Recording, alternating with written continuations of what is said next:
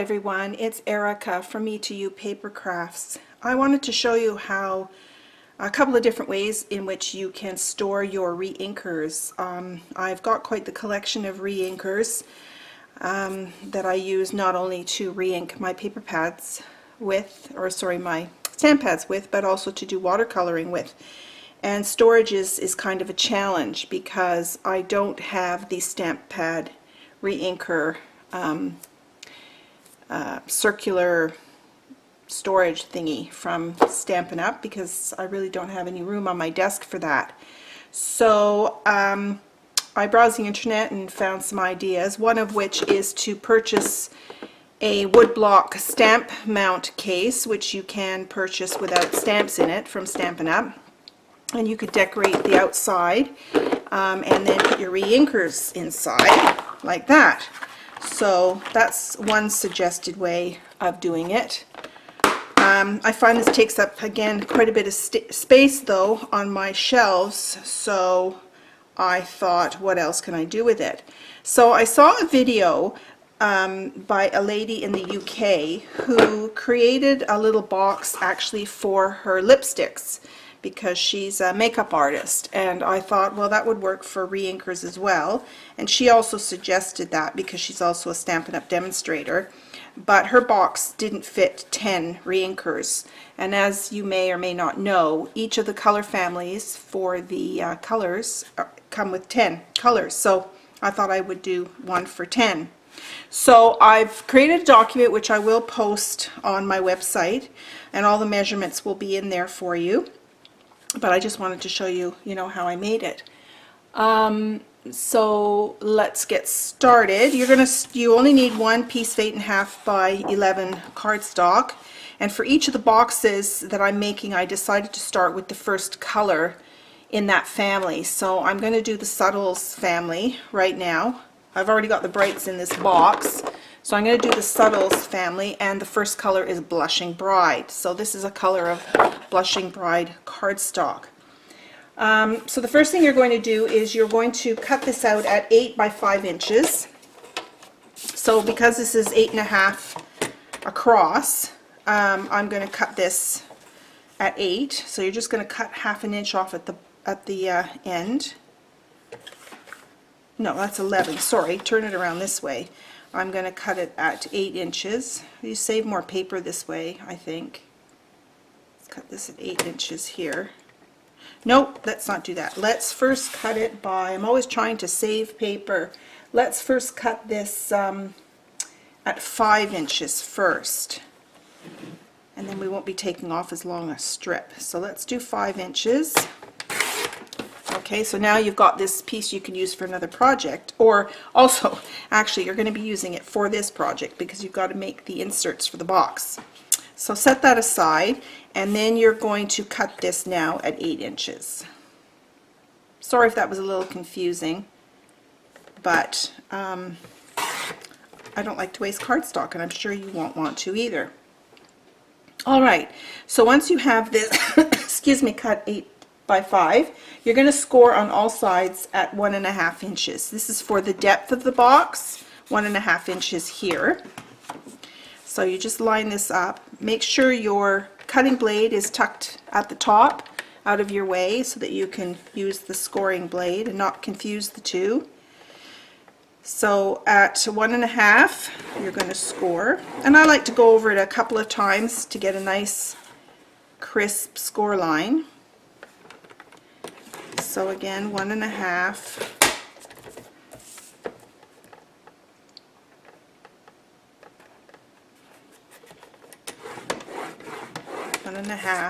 and one last one at 1.5. Okay, so this is going to form the base of your box. So the next thing you're going to do is you're going to take your bone folder and you're going to create some nice crisp creases on all 4 sides.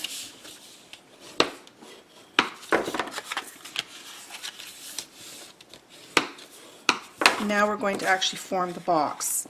So the next step is to take your paper snips and you're going to cut up the sides of the box on the horizontal side. So lay your paper like this and cut up on these lines to that score line. And I always like to notch out the edge. This makes folding the box a lot easier. So cut up and then notch that edge out like that. Turn it around. Oops, I missed the score line. And then notch it.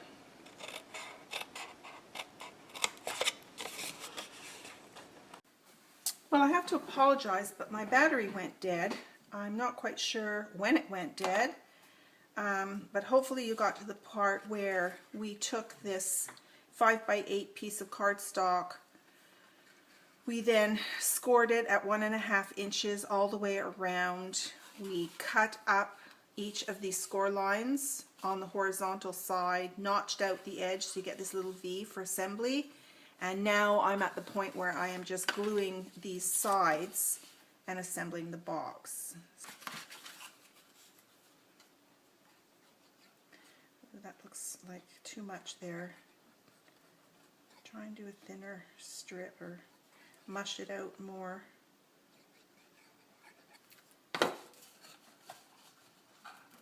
There's the box, the base of the box, and then the next thing we're going to do is we're actually going to create an inside divider piece, and it is we're going to do that in 2 steps. So with that extra piece of paper that we saved from cutting the initial box the right way, you're now going to cut 2 pieces from here that measure 7 by 2 inches.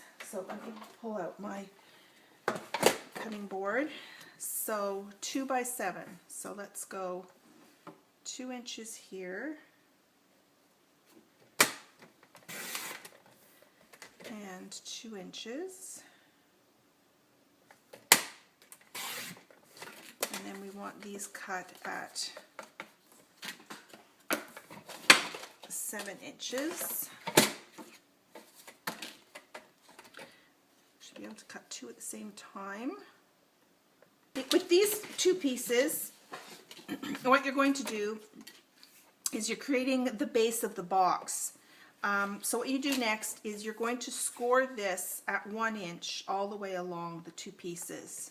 So again, make sure you get your cutting blade out of the way and you're going to score at 1 inch. So 1 inch, 2, 3, 4, 5, and 6.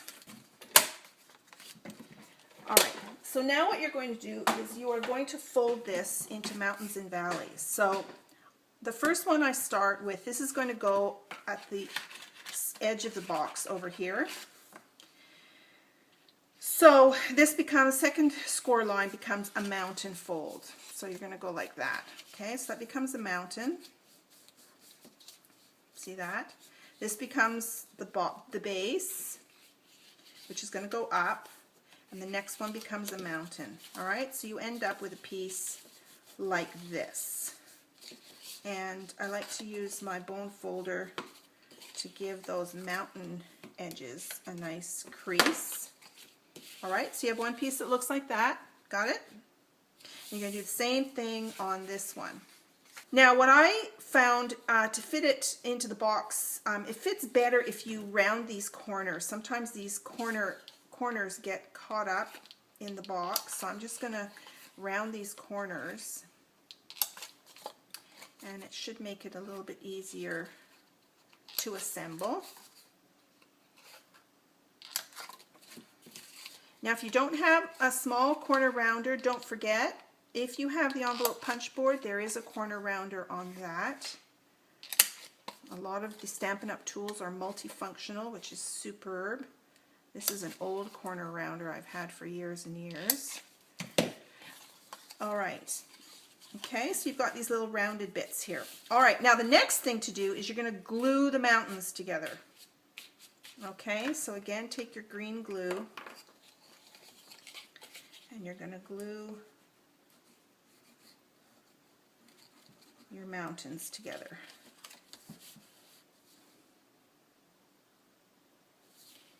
Okay, and here's your second mountain.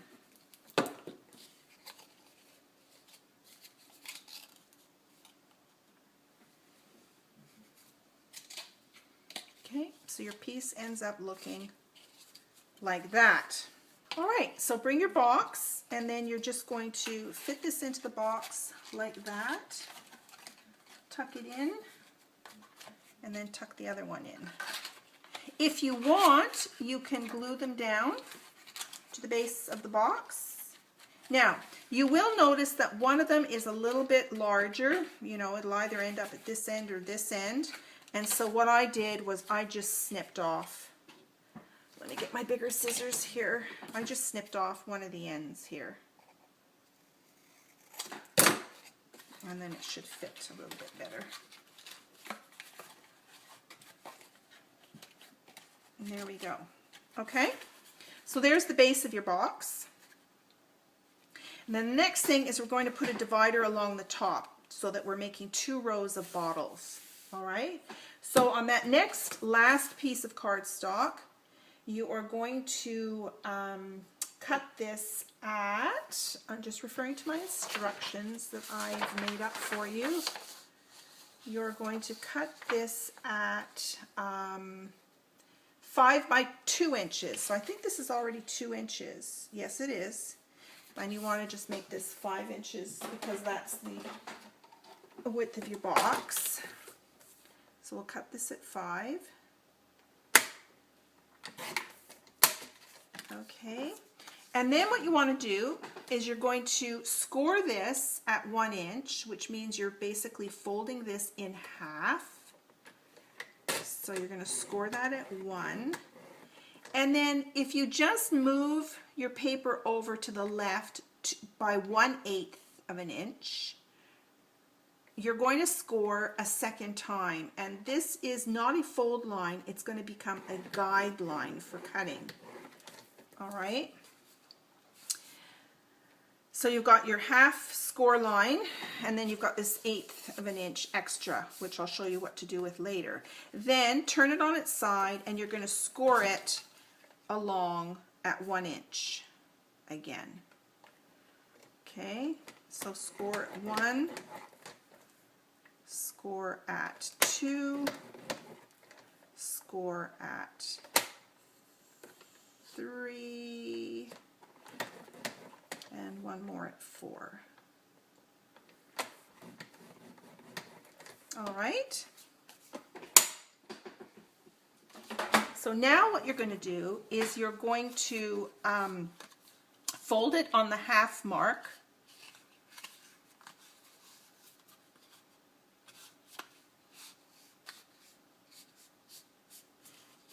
Like that. Give it a good crease with your bone folder. All right. And then using glue, again, you're going to glue this down. Perfect. All right. Next step.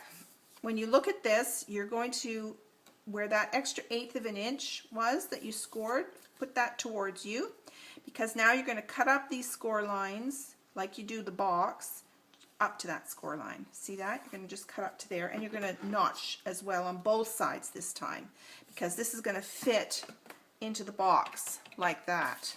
All right? So cut up. So I first cut up, then I notch on both sides.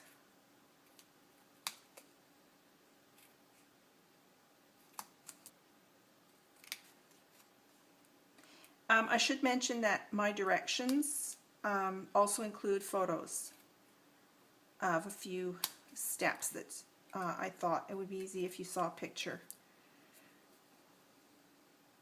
Because at first I didn't think I was going to do a video. so I took pictures for the document. Now you got the best of both worlds. Or I hope you think it's the best of both worlds. Alright, so this piece ends up looking like that. You pull your box forward, and then you fit these in like that. Ta-da! There's your box. And then you can stick your re-inkers in there and put, I don't have 10 of each color family yet, but there you go, there's your little box. So I hope you found this useful. I think this is a great tip. You could put some coordinating designer series paper around the edges if you wanted. Excuse me, or you could, if you have a label maker, you could perhaps put the color of the ink on each side, whatever you want, whatever you find is easiest. Thanks for watching.